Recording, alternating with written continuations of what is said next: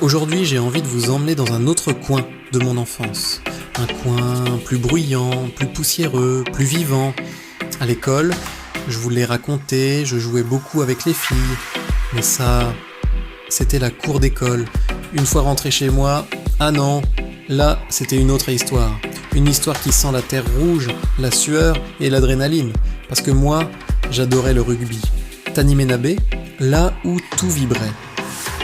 Dans notre quartier, il y avait un terrain qu'on appelait Taniménabé, la terre rouge.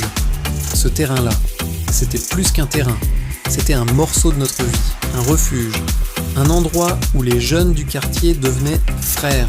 Pas de pelouse, pas de ligne blanche, pas d'arbitre, juste la terre rouge, les rires, les cris et cette liberté brute. Aujourd'hui, cet endroit est devenu Tana Waterfront, un lieu moderne, propre, joli, éclairé, mais autrefois, c'était juste un terrain remblayé par les habitants. Un terrain simple, vrai, c'est là qu'on se retrouvait. Pour jouer au foot, au rugby, pour courir, et pour oublier la pauvreté, au moins pendant 1 heure, parce que sur la terre rouge, on n'était pas pauvre, on était vivant. Le rugby n'est pas violent, il est vivant. On dit souvent que le rugby est un sport violent. Moi, je ne crois pas. Pour moi, le rugby, c'était la fraternité, le respect, le contact humain, l'intelligence du jeu, et ce sentiment incroyable. Quand le temps s'arrête, quand tu joues, tu n'as plus faim, tu n'as plus peur, tu n'as plus de problème. Tu existes, entier, présent, à 100%, petit, mais rapide. La vérité, j'étais petit, mais quand je courais comme si je voulais rattraper ma vie. Je courais pour gagner, pour rire, pour respirer, pour exister. Et je vous promets, souvent, je laissais tout le monde derrière moi.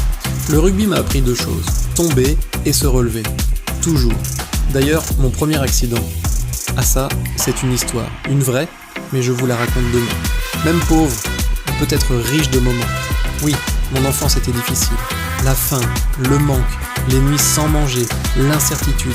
Mais croyez-le ou non, j'étais heureux aussi. Parce qu'on peut manquer de tout, et malgré tout, être riche de moments. Riche de rire, riche d'amis, riche de ce terrain de terre rouge où on devenait des petits hommes sans même s'en rendre compte. Parfois, ce sont ces instants-là qui construisent un homme. Sans bruit, sans luxe, sans promesse, juste la vie. La suite arrive demain. Demain, je vous raconterai mon accident et ce que ce sport m'a réellement appris sur la vie. Merci pour votre présence. Merci pour votre fidélité. Merci de marcher avec moi, jour après jour, petit pas par petit pas. Petit pas.